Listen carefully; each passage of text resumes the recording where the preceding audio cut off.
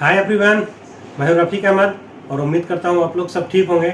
आप लोगों की दुआ से अल्हम्दुलिल्लाह हम लोग भी बिल्कुल सब ठीक हैं। और टाइटल में आपने देख लिया होगा कि किस रिलेटेड ये ब्लॉग मैं बना रहा हूं, क्योंकि महंगाई इतनी आ गई है कि लोग बिल्कुल महंगाई से परेशान हैं।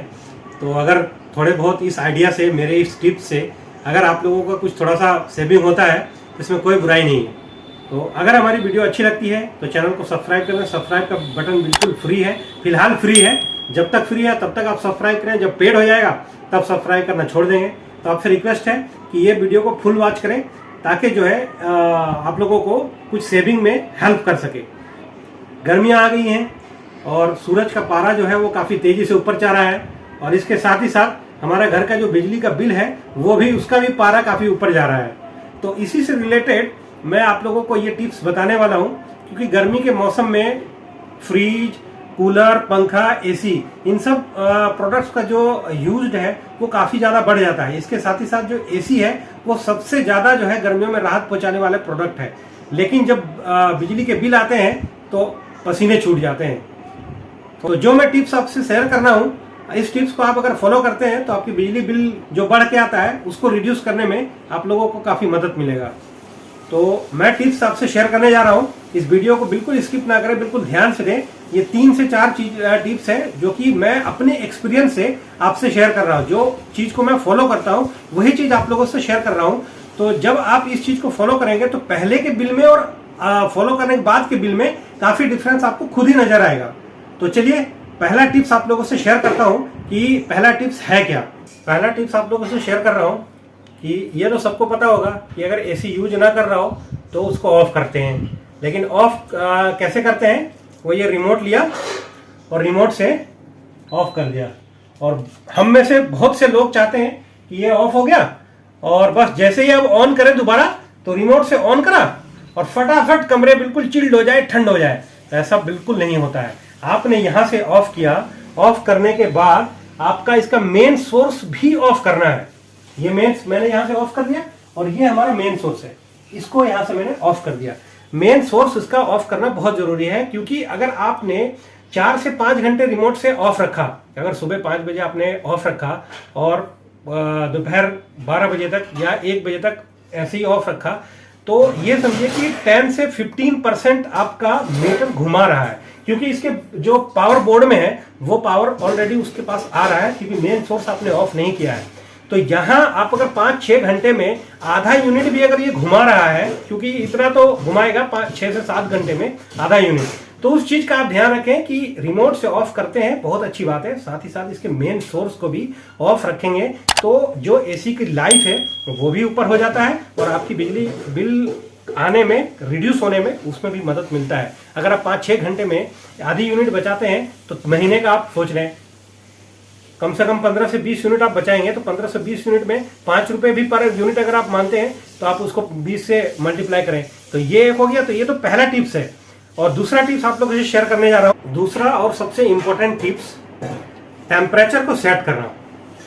आपने टेम्परेचर सेट कर दिया, बिल्कुल टेम्परेचर जो सेट है वो बिल्कुल आपने मिनिमम में कर दिया 16, 17, 18 डिग्री में। और जैसे ही आप ऑन करते हैं और सोचते हैं कि बिल्कुल बाहर की टेम्परेचर 40 डिग्री है और कमरे का आपने एसी ऑन करते ही 16, 17, 18 डिग्री टेम्परेचर सेट कर दिया, और ये लोगों के माइंड में रहता है कि बिल्कुल अब हमारा कमरा जो है ऑन हो गया, वो एसी ऑन हो गया, कमरा 16, 17 डिग्री, 18 डिग्री टेम्परेचर सेट कर दिया और बिल्कुल कूलिंग हो जाएगा। ऐसा बिल्कुल नहीं है। बाहर का आप खुद सोच रहे हैं, बाहर का 40 डिग्री, 38 डिग्री टेम्परेचर बाहर का है और कमरे का आप सोच रहे हैं कि 16, 17 डिग्री टेम्परेचर आ जाएगा एसी ऑन होते ही, एसी ऑन होते ही। ऐसा बिल्कुल नहीं होगा। जो मानव शरीर का तापमान है वो 24 डिग्री 25 डिग्री सेल्सियस एक आदर्श माना जाता है। तो आप 24 से 25 डिग्री सेल्सियस जो टेम्परेचर है उसकी सेट करें। सेट करने से क्या होगा कि आपकी एसी लोड कम लेगा और इससे बिजली बिल रिड्यूस होने में काफी मदद मिलेगा। और 24 से 25 डिग्री सेट बिल्कुल बेहतरीन है।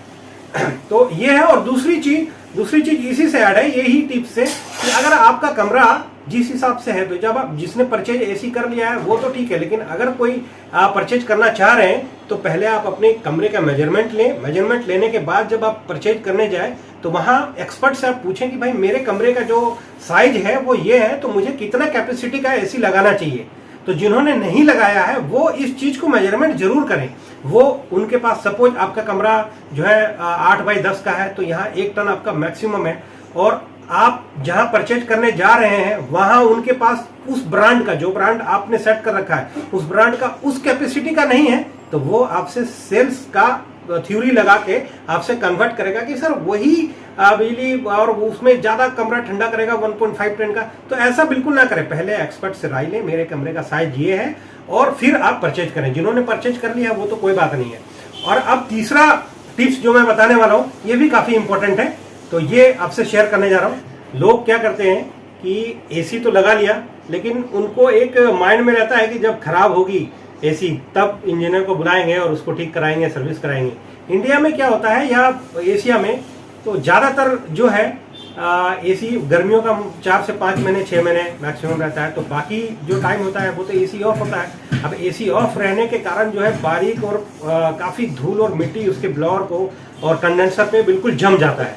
अब इससे क्या होता है कि जब आपने एसी ऑन किया सीजन आने के बाद और सर्विस नहीं कराया, तो इससे दिक्कत क्या होती है कि उसके ब्लेड को जो मुड़ा फोल्ड वाला हिस्सा होता है उसमें बारीक जो है एक धूल मिट्टी की परत जम जाती है, और कंडेंसर में भी जमने के कारण लोड काफी ज्यादा लेता है। वो घूमने में उसको ताकत ज्यादा लगता है, हवा को काट नहीं पाता है एक दिशा में, तो जिसकी वजह से मोटर में लोड काफी ज्यादा लेता है।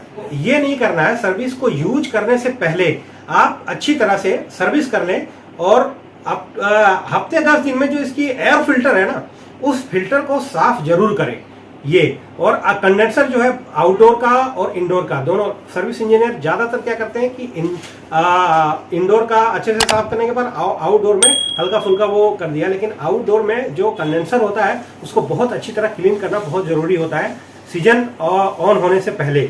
और फिर टाइम टू टाइम आपको सर्विस कराते रहना होगा, और या तो खुद भी आप कर सकते हैं।